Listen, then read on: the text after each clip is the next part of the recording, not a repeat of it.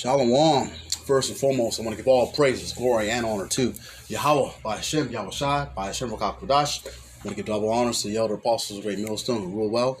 Salutations and much love to the rest of you sincere Akim, pushing the word in truth and sincerity. This is the Cleric Azar coming at you with another lesson. I am continuing in my lot to bring you my ongoing series from Excerpts of Hollywood, This Factory of Perverseness, another observation of predictive programming, how art imitates life and vice versa. Just a reminder, the purpose of my videos is to show correlations. A correlation is an observation of a mutual relationship or connection between two or more things. I use movies to extract or extrapolate a narrative. I'm not glorifying the Hollywood culture or life. I have a wide knowledge of films, whether they be foreign or domestic, and I just use them as an example to bring out those similarities and those correlations.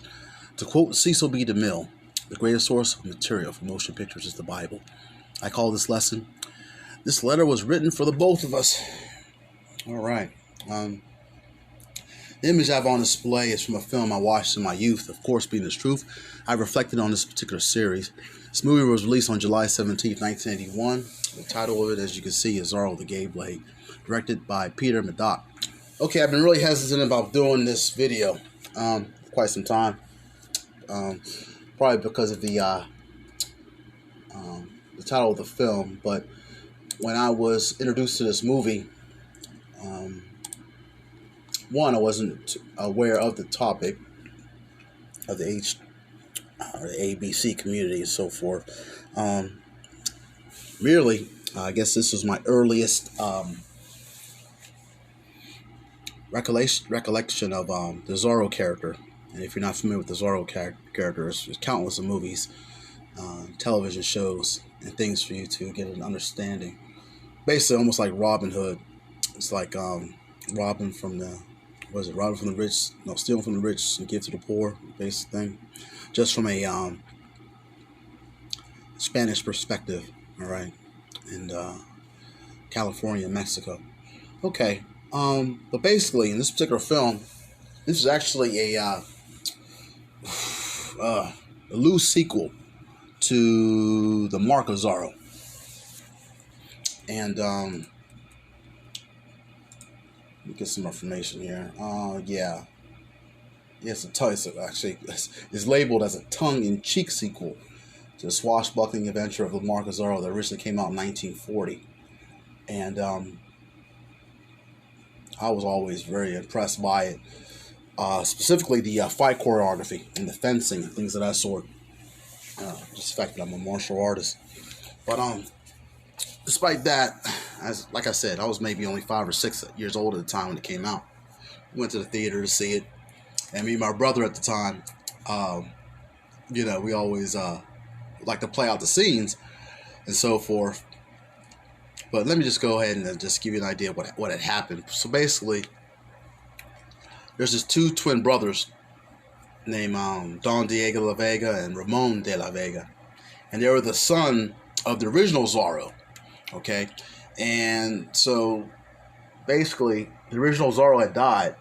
And he was trying to pass on his legacy onto his twin boys. Okay? And for some reason, they came to one of the twins. And he really didn't understand. I think both of them didn't understand, but when it originally got to the first twin, he received the costume, he received the whip, he received the sword, and the mask, and the whole outfit, and so forth. And so he had a costume party that he had to go to.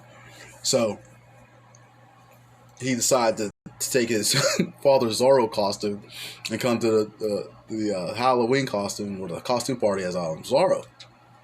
So he didn't reveal his identity to anybody, and turned out he had to be Zorro. But in the midst of him having to be Zorro, he jumped out of a window after he fought the bad guy, and he sprained his foot. So the bad guys that saw him do that, and they saw him limp away, and they said, "Well, oh man, it's gonna be easy to find this guy because he's limping."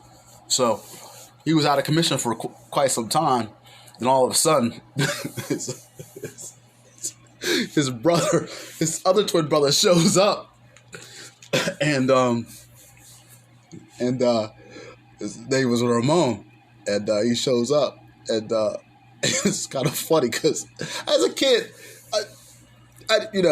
I'm familiar with twins, but the makeup was so good that George Hamilton's playing both Don Diego La Vega and he's playing Ramon de La Vega. And I couldn't tell the difference because the makeup was that good.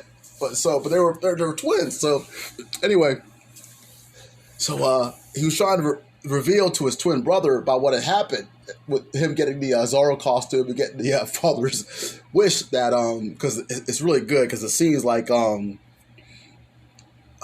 he says something like really good letter. I'm not sure who does the voiceover for the letter, but he's like reading the letter and he's like I'm not sure which one of you two brothers will receive this, but it is the destiny of the Vega men to become Zorro. So the gay twin brother he's reading it and he's reading the letter too. And he's like Zorro, he's like, wow, I'm really sorry this has happened to you, but I'm not trying to get involved.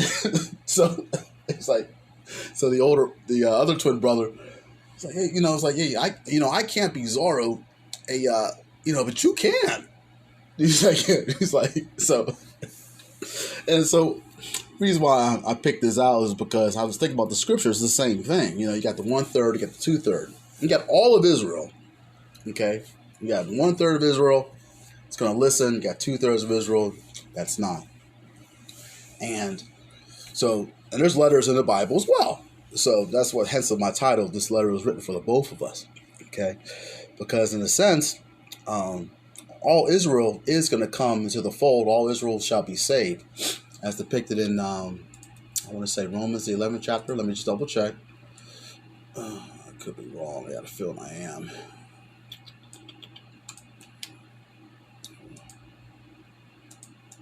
Double check because I hate to misquote it.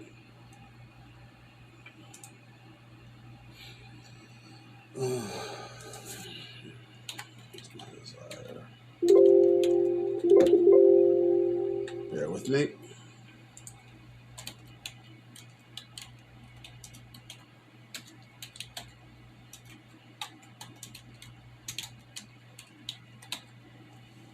Oh, I am right. It's going to be Romans 11. No. Bear with me. Let me find a little better.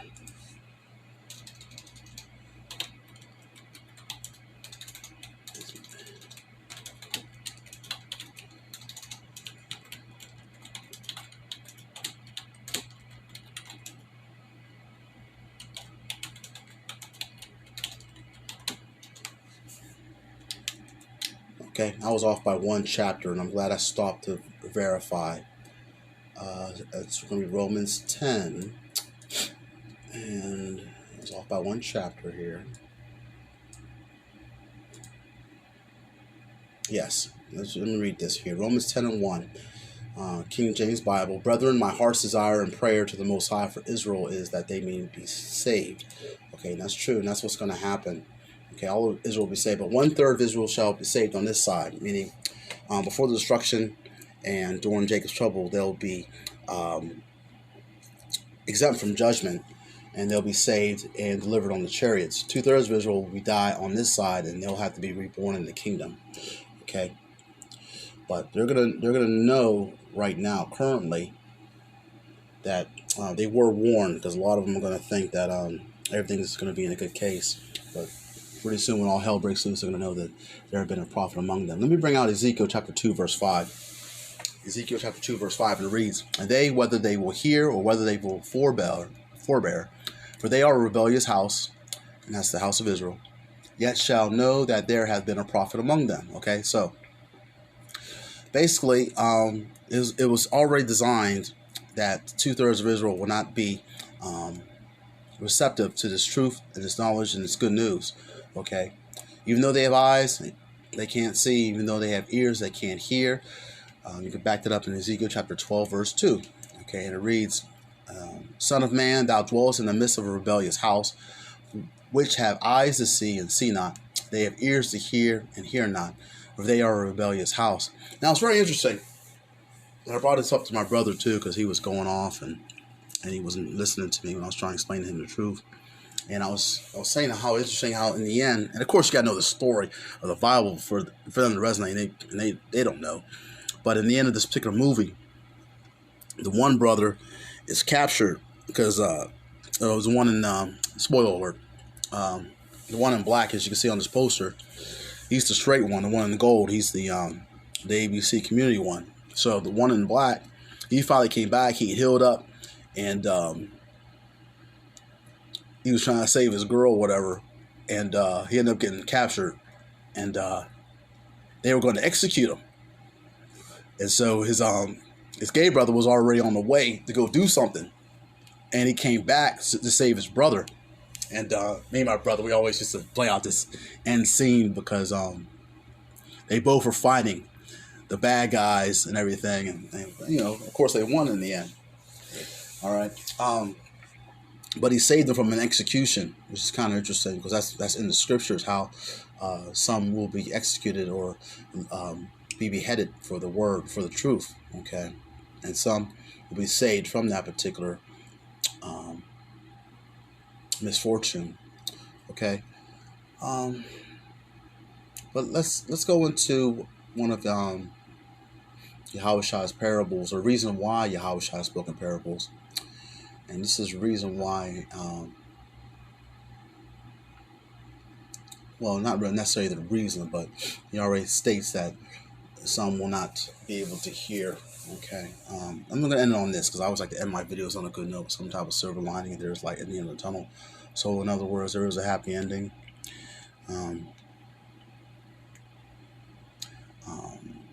Let me just get right into it. The purpose of the parables. Okay, let's go to Matthew chapter 13. We'll start at verse 10 and read all the way down to verse 14.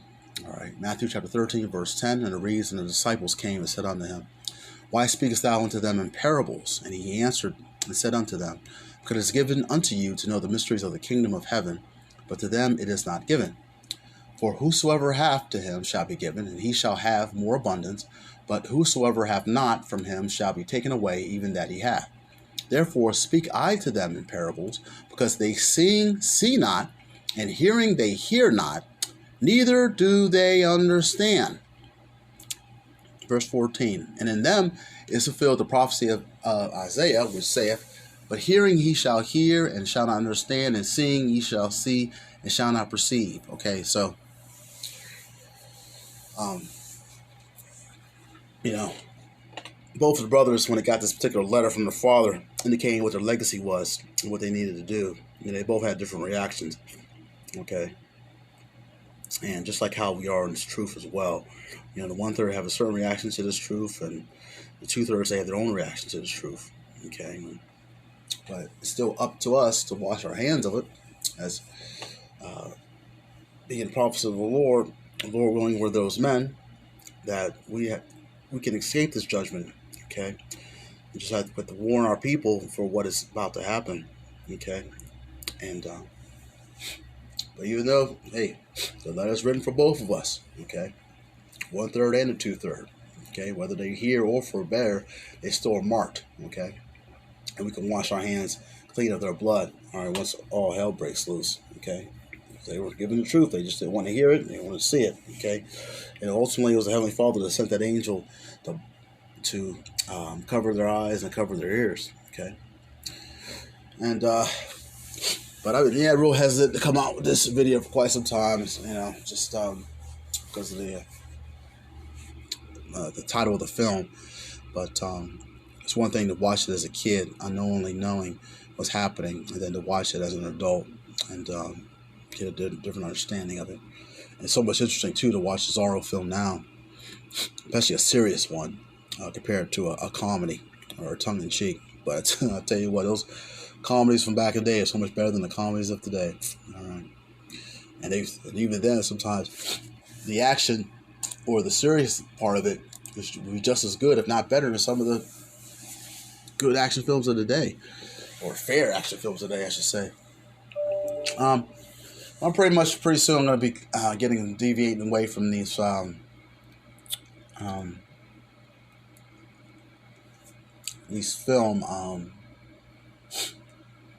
excerpts and so forth. I'm going to be pretty much going and doing regular videos. Because I tell you what, just being always having to watch film and stuff, it can get kind of tiring. It's a whole other different task to kind of look at the symbolism behind these films. And then for most of you guys, it's going over your head anyway. But I just wanted to share that. Lord willing, this lesson was edifying. I want to give all praises to Yahweh B'Shem Yahushua, who gives me the strength and the spirit to continue to strive and endure in these last days. Shalom to the hopeful elect, and on to the next video.